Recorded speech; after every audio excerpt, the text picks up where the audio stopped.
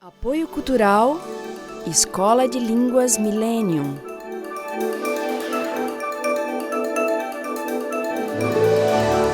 Proton Editora.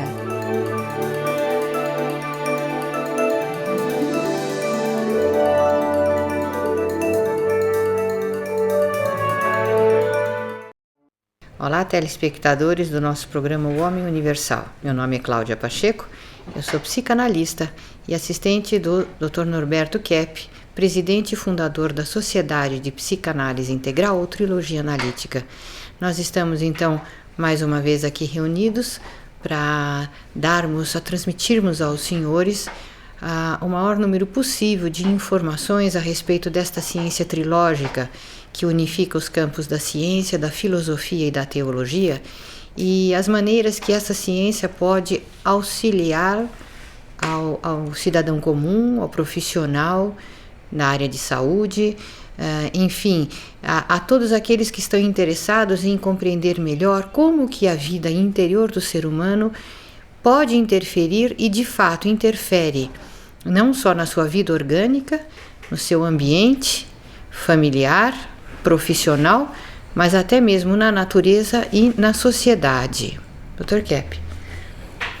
A questão da etiologia das neuroses, né, das doenças orgânicas, tem sido descuidada porque atualmente se dá muito mais atenção, né, muito mais importância à questão física por causa da própria filosofia, né, aristotélica, que vê uma separação muito grande entre o elemento físico e o elemento espiritual, quer dizer, o elemento psicológico.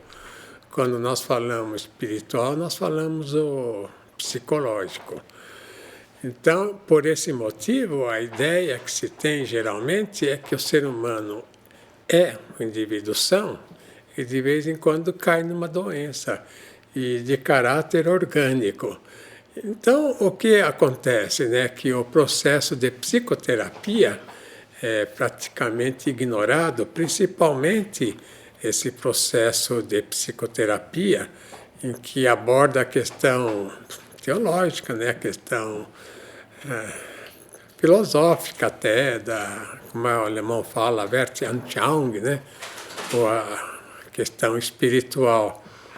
Então, é muito difícil quando a pessoa tem uma doença, ela entender de que aquela doença do corpo, né, ela veio principalmente daquilo que se chama de alma, quer dizer, da parte espiritual, né, da parte psicológica. De maneira que para o ser humano ele ter saúde, ele tem sempre que ter um grande esforço, porque o ser humano está postado, né, na doença, ele é doente. Ele nasce, vive e morre doente. Por isso que ele morre, né? Porque a vida dele, vamos dizer, é uma vida incongruente, uma vida como ele tem. Vamos dizer que ele não nasceu para ter esta vida aqui. Uma ideia assim mais teológica, né? Que esta vida aqui é uma preparação para a outra, para a verdadeira vida. Veja então esse cartaz primeiro que eu coloquei aí. Para haver saúde e bem-estar, o ser humano tem de empregar muito esforço. Então, nesse sentido, que para o indivíduo sair um pouco da doença, ele tem que fazer um esforço enorme para ver os fatores psicológicos. Então, veja esse outro cartaz. Etiologia fundamental das doenças. Causas orgânicas. Primeiro, bactérias, vírus e acidentes. Então, notem que, em geral, o ser humano, ele vê mais a questão assim orgânica, né? Que se ficou doente é porque foi contaminado por bactérias ou então teve um problema, vamos dizer, físico, de ordem física, ou então por um vírus ou até acidentes, né? Um avião cai, a pessoa sofre um acidente, é claro, né? Vai atravessando a rua, vai de encontro a um automóvel, é acidentada. Mas as causas mais importantes são essas segundas. Veja novamente no cartaz. Causas psicológicas: sentimentos negativos, ideias negativas e desarmonia das formas. São as três causas fundamentais, né, da vida psíquica. Quando fala em sentimentos, o sentimento genuíno, o verdadeiro, é o afeto, né, o amor. A inveja, a arrogância, a avareza, a fúria, são antissentimentos, são negações ao amor. É por isso que está escrito aí sentimentos negativos. Quer dizer, se a pessoa não tem o sentimento de amor, ele está num antissentimento.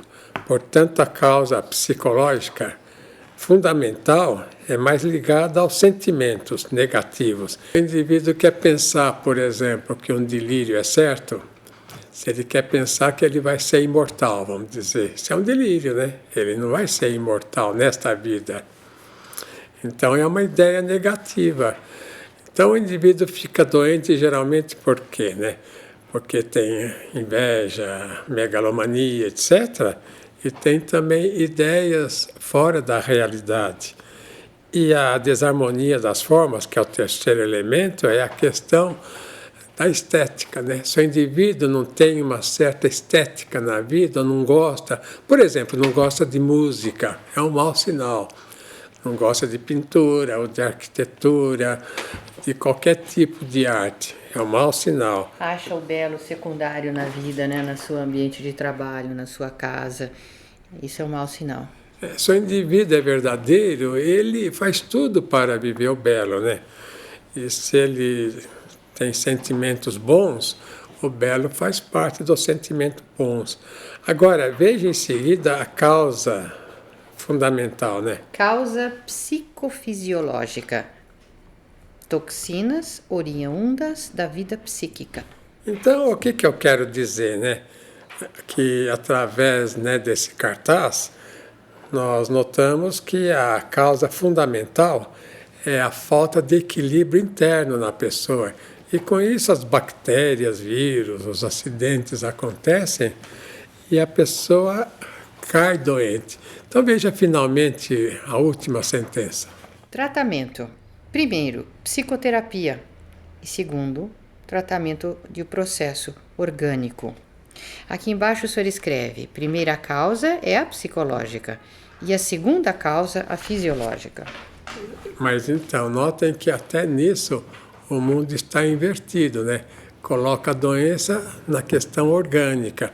Por exemplo, a pessoa tem pressão alta, ou então pressão baixa, tem uma doença qualquer, resfriado constante, tem qualquer tipo de sintoma orgânico, então faz o tratamento orgânico e não vê que existe uma causa do orgânico anterior ao orgânico.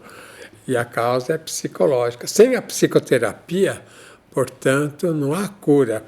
Agora, eu queria mostrar um autor que começou a tratar da questão psiquiátrica no sentido que nós tomamos. Veja aí o cartaz. Emil Kraepelin. Ele é um autor alemão, psiquiatra, e ele foi o primeiro a notar que as pessoas doentes, as pessoas internadas no hospital Burgersli, onde ele trabalhava, eram pessoas que tinham muita mania de grandeza. Ele não conseguia estabelecer diálogo com aqueles doentes. Ele queria conversar, fazer uma psicoterapia e não conseguia conversar. Quer dizer, é interessante essa questão que a pessoa doente não faz diálogo. Ela não aceita a ideia do outro, ela só fica na ideia dela. E geralmente são ideias errôneas. Então, notem que depois que o ser humano desenvolveu, então, toda essa doença psicológica e não tem consciência, não trata, Veja a parte da questão social, o que o ser humano criou que acabou de estragar a sociedade. Veja lá. Produção para o mal. As indústrias mais desenvolvidas atualmente na nossa sociedade são, primeiro, a de bebidas, whisky, pinga, vinho, cerveja, vodka. A segunda, a indústria farmacêutica, que provoca a intoxicação. Terceiro, armamentos para a destruição. Quarto, carros, poluição. Quinto, química, produtos tóxicos. Mais de 90% da produção do mundo é prejudicial para a saúde psíquica e física do ser humano. Então, notem, né, que, é claro, a questão de bebida, eu não preciso comentar, né, que até mesmo a questão do vinho é um fato interessante. Quando fala que Cristo fez a Eucaristia com o vinho, não é bem assim, porque, inclusive, naquela época, o povo judaico não bebia álcool, era mais suco de uva mesmo. E agora é uma indústria muito desenvolvida. As farmacêuticas, né, que intoxicam o povo. Tem um autor antigo que fala o seguinte, que, em geral, a medicina cura a doença, mas mata o doente. Que, veja, né, a pessoa tomando um medicamento, a doença passa de um órgão para outra. Ou então, em vez de ver a parte psicológica, fica concentrado na parte orgânica. Em terceiro lugar, né, armamentos, que é o maior gasto atualmente. É para destruir. Então, por que tem, vamos dizer, Estados Unidos, 13 mil bombas atômicas, se bastam 3 para destruir a humanidade? Então, nota o grau de doença que o ser humano está, como ele quer destruir mesmo. O carro, né, que destrói o ar, né, as águas, a química, né, que o indivíduo coloca produtos químicos, né, agrotóxicos, e depois come a comida que ele envenena. É um suicídio. Então, o que acontece? Um cartaz aí, veja bem. Qual é a origem da sanidade? É o bem, a descontração, a difusão. Porque o bem é difusivo por si. Uma pessoa boa, ela difunde, assim, uma energética boa. É por isso que o ser humano se sente bem perto de uma pessoa boa. Então ele difunde, né, o bem de si, que dá a verdade, a estética e a ética, né? O bem se expande, né? É por isso que é curativo. Então veja novamente o cartaz, o que fala lá. O mal vem da contração, do fechamento da pessoa. Então por que a pessoa adoece? Por causa dessa contração, que a pessoa se torna ela mais autossuficiente, né, teomânica, ela se torna mais contraída e achando que é a dona da verdade. Então a questão da inveja, da megalomania, do egoísmo, leva a pessoa a se contrair e daí as enfermidades. Nós já voltamos, né, Frata? Já.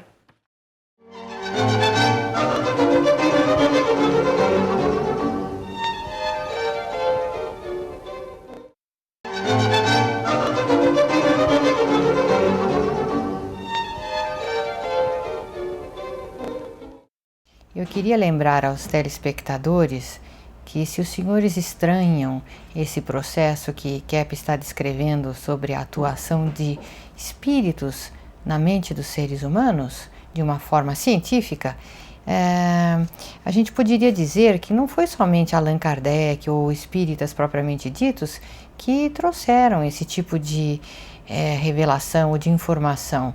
Pessoas, por exemplo, como o próprio Jung, como Rudolf Steiner, da antroposofia, ou literatos como Victor Hugo, Shakespeare, Oscar Wilde e até mesmo um físico como Max Planck, comentaram e fizeram a relação dos seus trabalhos com a atuação desses seres espirituais.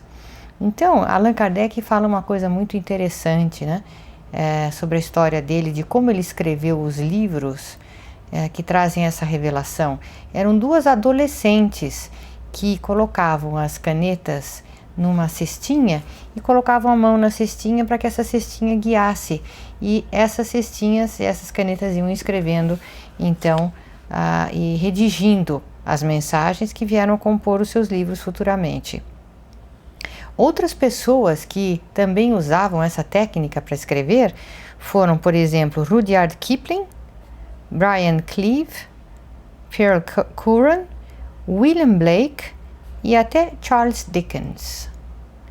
Então, acredito que existem muitas evidências de algo mais do que a imaginação esteja ocorrendo nessa situação. Eu vou mostrar agora as causas fundamentais das doenças do ser humano. Eu queria mostrar um cartaz, veja o que ele mostra. Trio patológico: a projeção, a inveja e a censura. Então veja que o primeiro passo, aliás, descoberto por Freud, ele achou que o problema fundamental da humanidade era a inveja, porque ele notava nas pessoas mais doentes uma manifestação intensa da inveja.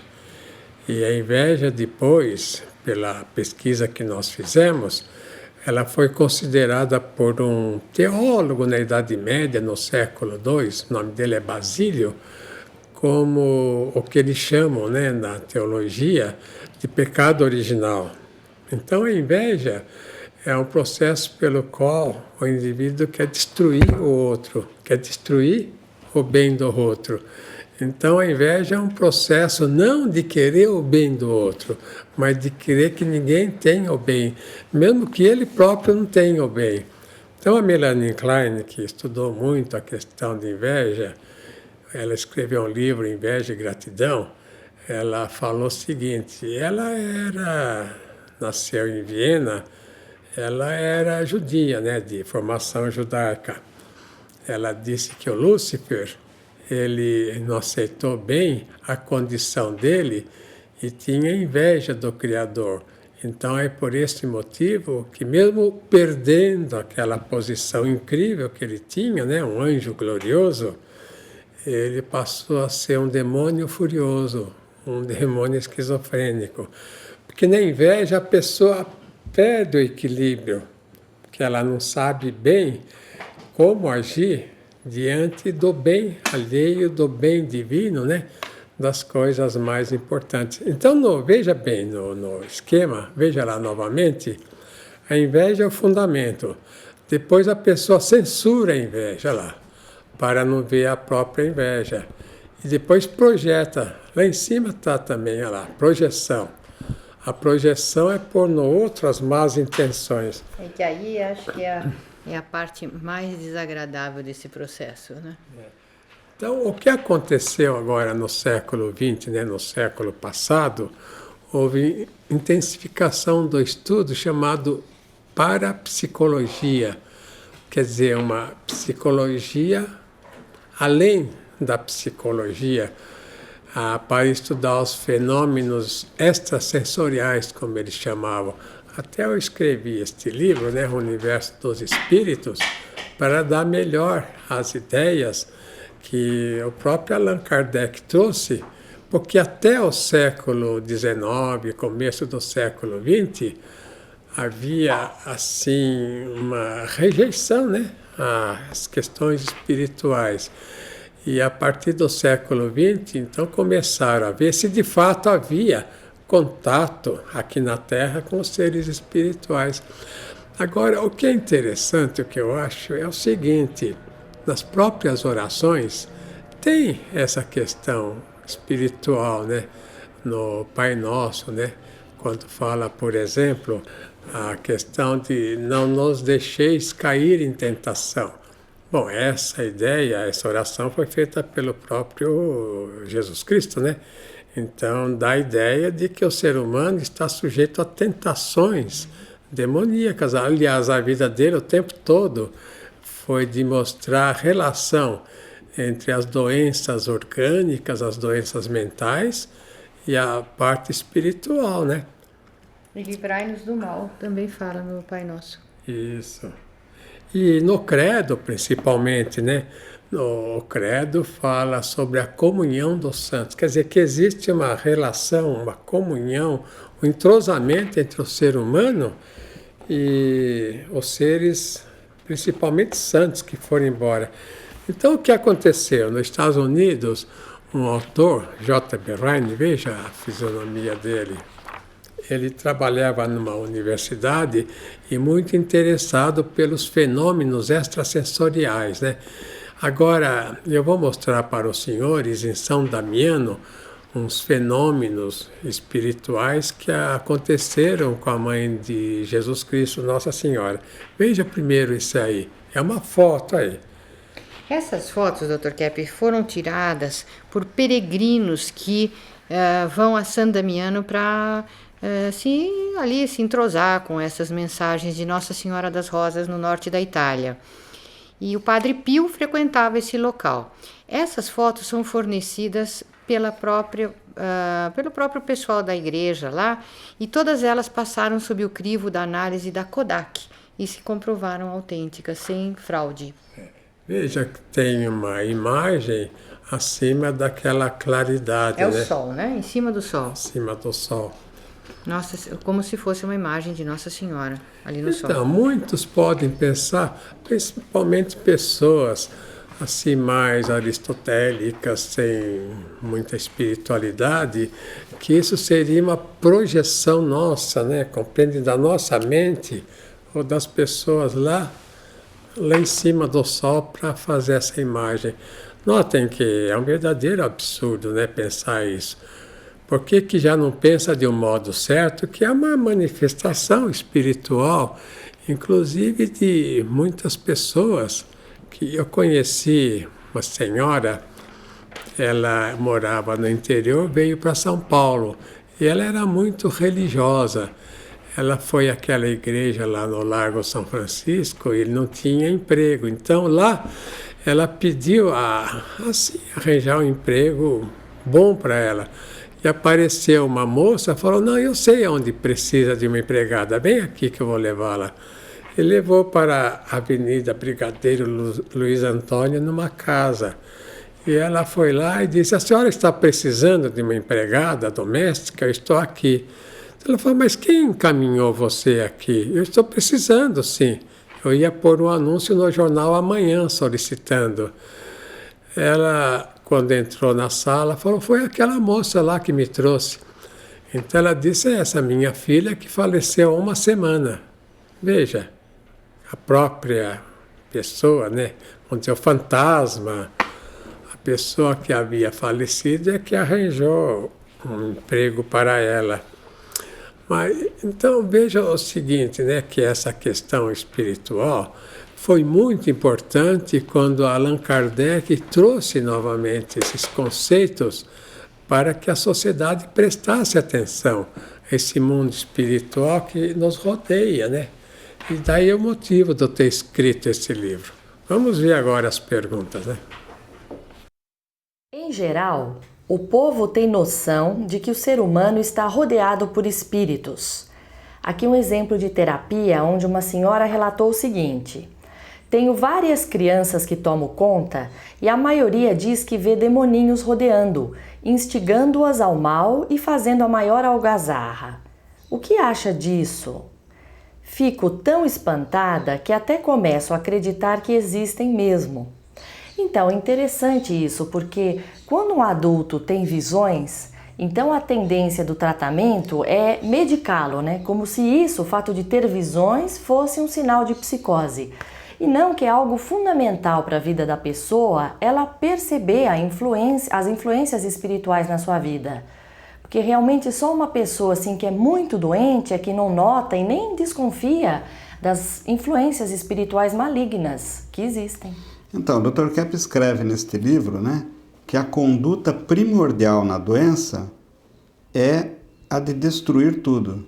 Então, pode notar, quanto mais neurótica ou psicótica é a pessoa, mais ela destrói a vida delas, amizades, as finanças, a saúde, através dos vícios e tudo. E então, com este livro, o Dr. Kepp mostra que há uma semelhança muito grande com o universo espiritual, né? O que a ideia que se tem desses seres espirituais malignos. Bom, nesse livro, O Universo dos Espíritos, o Dr. Kepp coloca já na contracapa um pensamento filosófico teológico muito interessante. Vejam, senhores, temos de corrigir a ideia de que Deus nos criou do nada, para dizer que do nada não pode vir coisa alguma. Mas isso sim, viemos do ser divino, onipotente, como sendo uma espécie de emanação dele, motivo pelo qual somos eternos e principalmente seres espirituais, que podem viver numa dimensão infinita já neste mundo.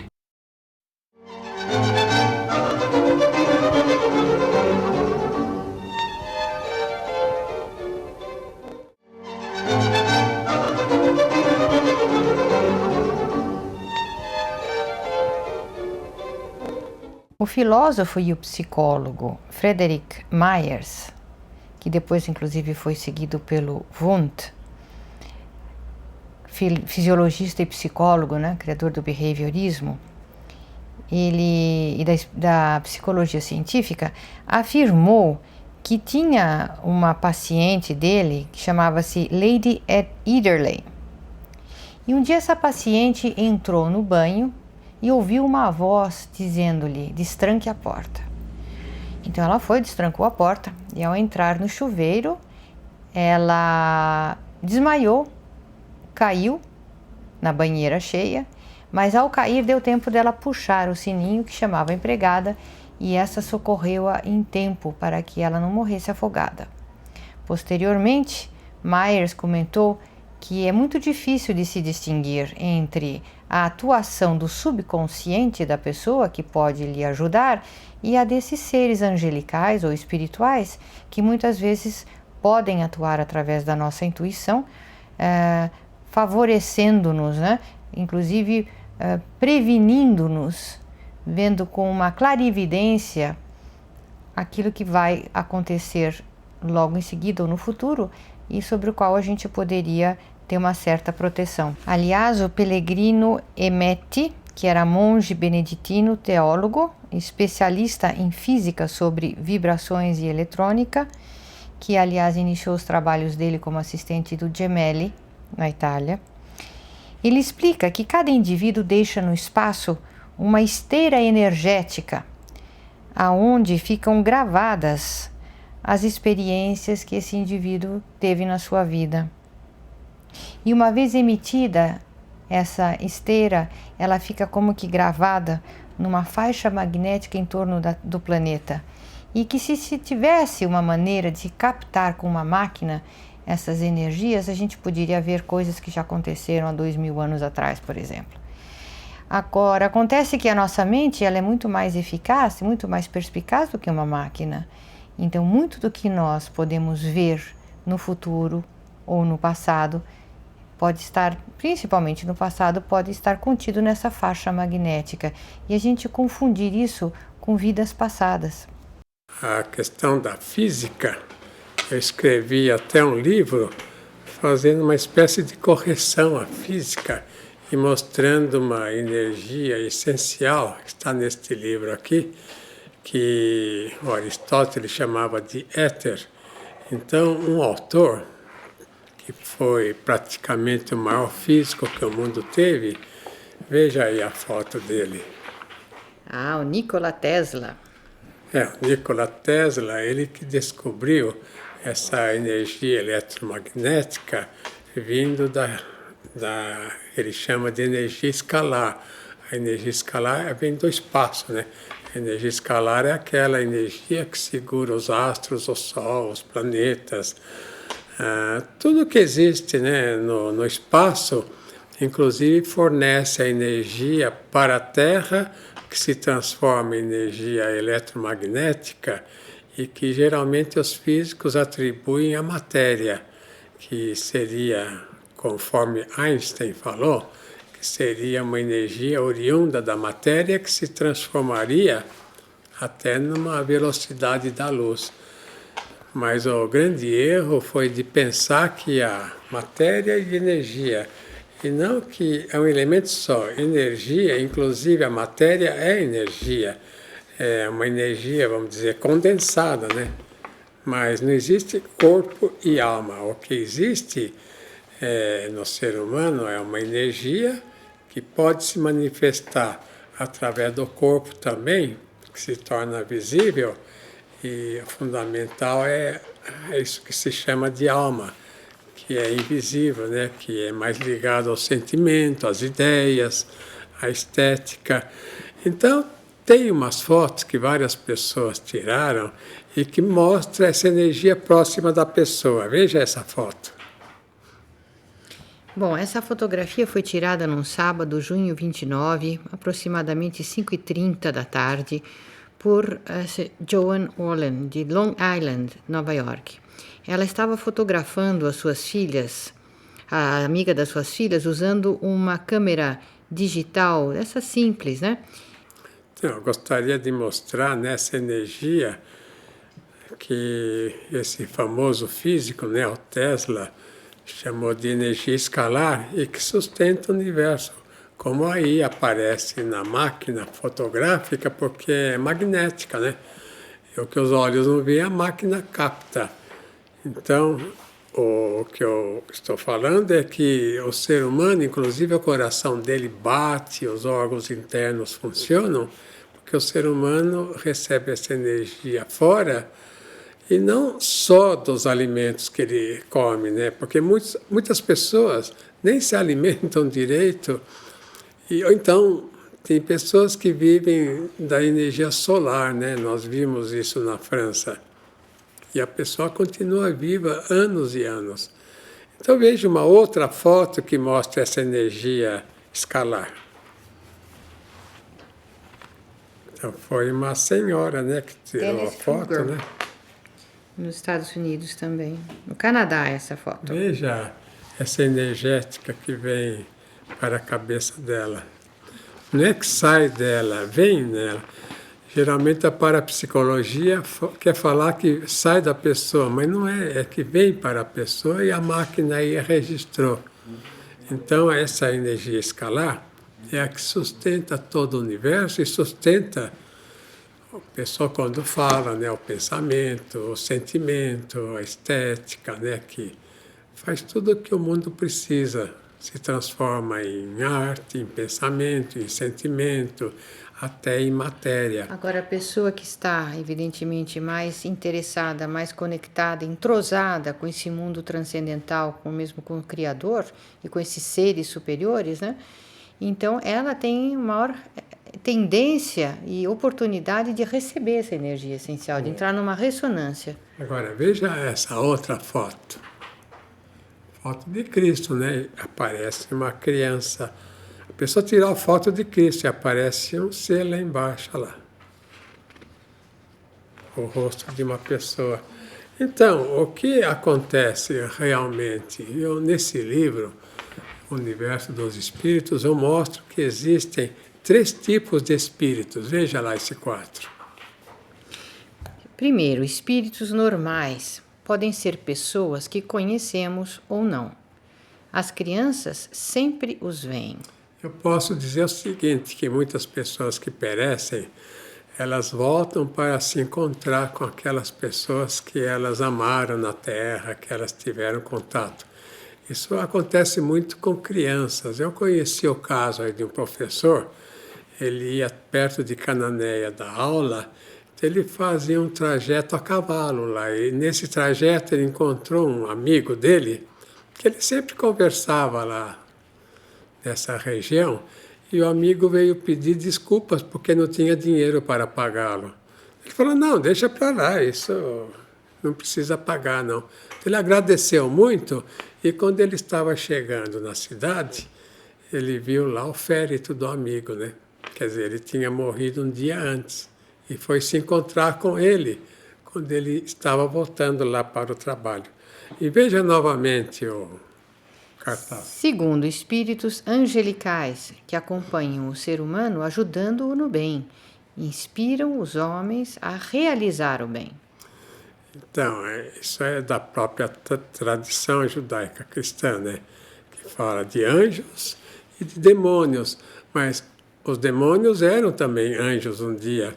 E o ser humano, ele pode ser um dia um ser angelical e pode ser um ser demoníaco, conforme a direção que ele siga na vida. Depois veja em terceiro lugar. Espíritos demoníacos que atacam o ser humano, levando-o para as enfermidades. Estão muito presentes nos sanatórios, prisões e até casas antigas, como na Inglaterra, França, Estados Unidos. Isso é uma coisa tradicional, né? Observação. Só as pessoas muito equilibradas é que percebem a presença desses espíritos. Então, veja que, ao contrário, né, do que falam, as pessoas, para perceber a existência de espíritos, sejam os bons, né, os anjos, algo divino, sejam então os demônios, a pessoa tem que ter um equilíbrio muito grande, uma clareza muito grande de ideias, senão não consegue notar que existem esses espíritos. Agora, veja mais uma foto. Foto obtida em 1959 por Mabel Chimney, num cemitério inglês. Ela havia acabado de fotografar a tumba de sua mãe e então tirou uma foto de seu marido que estava esperando no carro. Ele estava sozinho no veículo, mas a imagem da mãe de Mabel surgiu no assento traseiro. Um especialista em fotografias examinou o original para um jornal inglês e declarou que a foto era autêntica. Então, eu quero dizer o seguinte, vocês que nos assistem nesse programa, nesse momento, ao lado de vocês, na sua casa ou fora da casa, tem muitos espíritos. Então, não é o caso de ter medo. As pessoas geralmente têm medo de ver a presença de espíritos como se fossem todos ruins. Não, não é assim. De maneira que o importante é notar que esses espíritos têm que ser, vamos dizer, conscientizados para que a pessoa se defenda daqueles que não são bons. Nós já voltamos, né?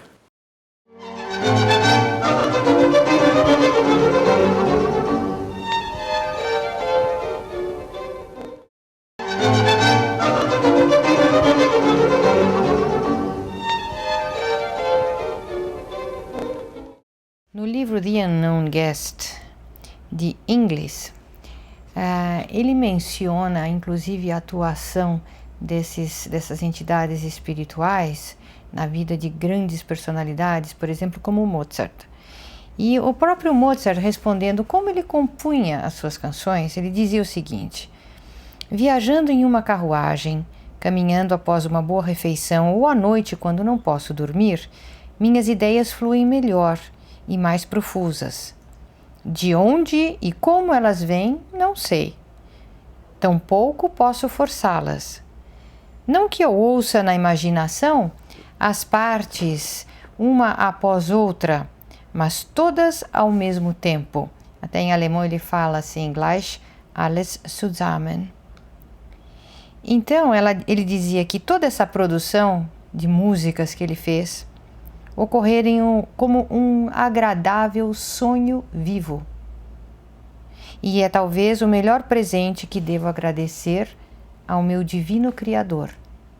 Então, o Mozart aqui fala disso que Kepp se refere, da captação do ato puro, que o ser humano capta através da sua vida interior, do pensamento e do sentimento, até através de energia, né? Dessas ondas energéticas que penetram no nosso ser e que se transformam em estética, em ações, atitudes, sentimentos, pensamentos. Que tudo que nos vem através da transcendência e do mundo espiritual, principalmente quando nos vem desse mundo essencial divino, então é captado assim, através muitas vezes de ideias, de intuições, de insights, de eurecas e de composições musicais ou de qualquer tipo. E essa criatividade poderia ser muito melhor aproveitada se nós não vivêssemos agora uma era extremamente materialista e positivista que só considera aquilo que entra pelos 5 sentidos materiais. Dr. Kepp, eu queria fazer uma pergunta, porque eu tenho certeza que tem muitos telespectadores que estão confusos agora. O senhor disse que só as pessoas mais desenvolvidas têm capacidade de ver esses espíritos. E eles pensam, e já ligaram para cá, dizendo o seguinte: mas muitas vezes há muitas pessoas psicóticas internadas em sanatórios que estão vendo espíritos continuamente. E outras pessoas que não são tão desequilibradas nunca veem nada. Então eles ficam muito angustiados com essa sua afirmação. Então, qual é a sua ideia? Bom, a minha ideia é que só a pessoa mais equilibrada tem condição de lidar com essa consciência, de conscientizar os fenômenos, de saber distingui-los e saber trabalhar com isso, porque a nossa vida interior, dependendo do tipo de patologia que nós temos, então a gente entra em ressonância ou não com esses espíritos.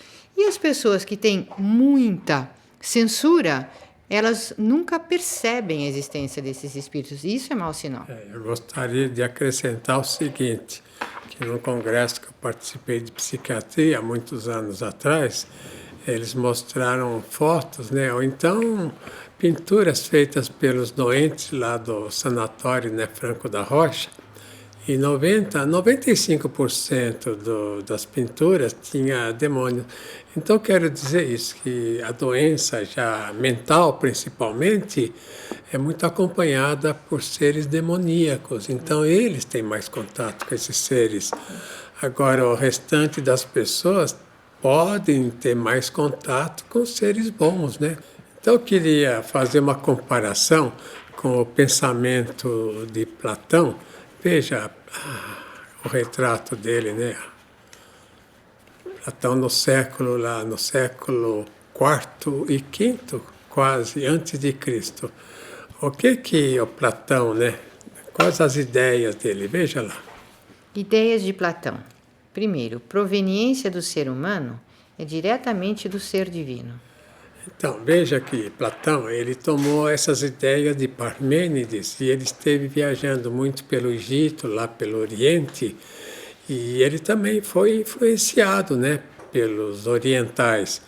E a ideia dele é que tudo vinha diretamente, né, daquele mundo das ideias, como ele chama, que era o mundo, praticamente o paraíso, e que depois, na Terra, seriam transformados em seres humanos. Quer dizer, o que Platão fala é que, de fato, nós viemos diretamente do ser divino. Portanto, o verdadeiro conhecimento, veja novamente lá no cartaz, vem de onde, né? Ele é de caráter infuso. O que quer dizer isso, caráter infuso? É que o ser humano tem uma ciência infusa, tudo ele conhece. Toda a ciência, conhecimento já vem impregnada dentro dele e, portanto, não é pelo exterior que vem, pelo sensorial, é do próprio interior. Tudo é dedutivo, toda a ciência é dedutiva. Depois a experimentação prova se a dedução dele foi certa ou errada. Veja, em terceiro lugar, a existência da vinda do interior. E quarto, o bem como fundamento de tudo. Platão teve o nome de divino. Então, eu coloquei Platão para fazer uma comparação a uma outra pessoa, veja aí, no século XIX, século XX, né? Com Sigmund Freud. O Sigmund Freud, ele mostrou que a maior parte do que a pessoa pensava, do que a pessoa, as emoções, do que a pessoa fazia, vinha de um mundo incógnito, né? Como ele não tinha uma religião, ele se dizia, né, ateu, mas na prática ateu ninguém é, né? Só no sentido teórico.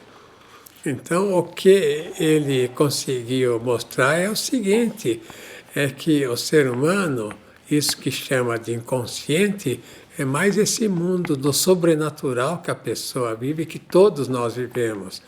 E que é necessário a pessoa perceber para ter, vamos dizer, uma vida equilibrada ou não. É por esse motivo que a filosofia mais importante é essa aí que eu vou mostrar agora.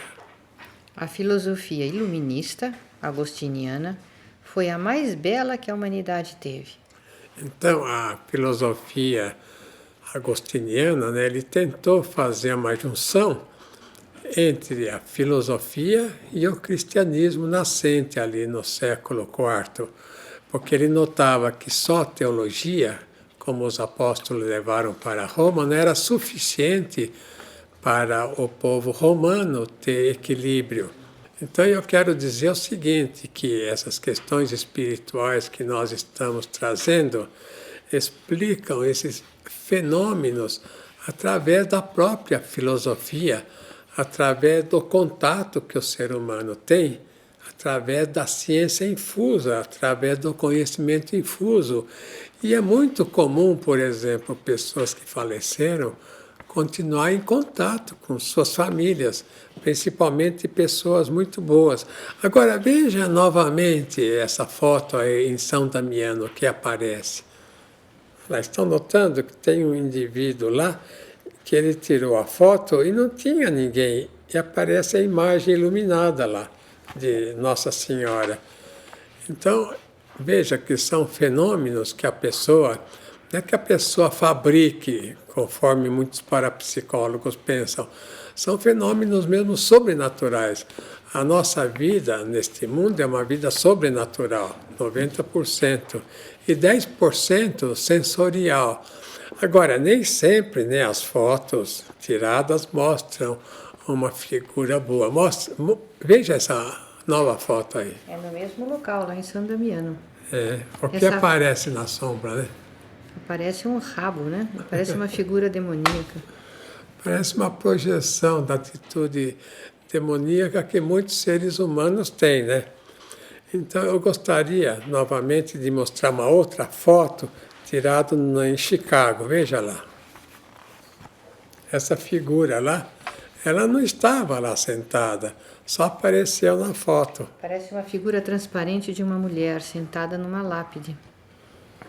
A foto foi tirada, né, e os presentes não conseguiram percebê-la. Isso. Em seguida, eu gostaria de mostrar uma sentença, veja lá.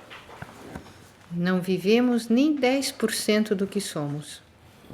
Então, o que eu quero dizer é isso, é que a maior parte do que somos é mais esse mundo transcendente que nós vivemos. Então, veja uma nova sentença. A enfermidade do ser humano vem de seu desejo de não ser o que ele é. Que ele seja um ser espiritual, né?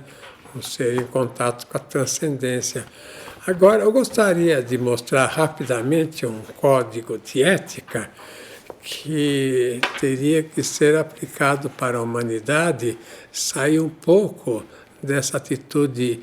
Eu não falo materialismo, porque o material é divino também, mas da atitude negativa que o ser humano tem de um contra o outro por causa da inveja. Veja o código de ética que teria que ser imposto. Todo ser humano tem direito ao alimento, teto e roupa gratuitamente. Então, notem que, é claro, né, o ser humano que nasce, ele já tem que ter dinheiro para pagar o alimento, o teto e a roupa, né, para poder vestir. Se ele não nasce com dinheiro, então os pais têm que pagar, que é um verdadeiro absurdo, né? Que pelo menos os elementos fundamentais todo ser humano devia ter gratuitamente. Veja em segundo lugar. País algum tem o direito de explorar. Veja em terceiro. Cobrar juros foi, é e será sempre imoral. Se tirasse os juros do mundo, 50% de todos os problemas estariam resolvidos. Veja em quarto lugar. Não amar ao próximo e não ajudá-lo é profundamente imoral. Isso é o contrário, né, que o ser humano faz hoje, que só quer ajudar a si próprio. Quinto lugar. Viver à custa de outra pessoa é falta de caráter. E sexto lugar. Não falar a verdade para o próximo é alimentar monstros. Então notem que muitas pessoas têm medo de falar a verdade para os outros, achando que vai prejudicar. Se é, por exemplo, sobre o defeito que a outra pessoa tem. Pelo contrário, é o melhor auxílio que pode fornecer ao outro. Veja em 7º lugar. Pensar delirantemente é se condenar ao mal. Esses são os princípios fundamentais para haver saúde mental. Então notem que nós vivemos numa sociedade ao contrário do que devia ser, né? E veja esse cartaz final. O ser humano só tem o bem que realiza. Então, queria deixar essa mensagem para os senhores pensarem no assunto. Até a próxima, né, Cláudia?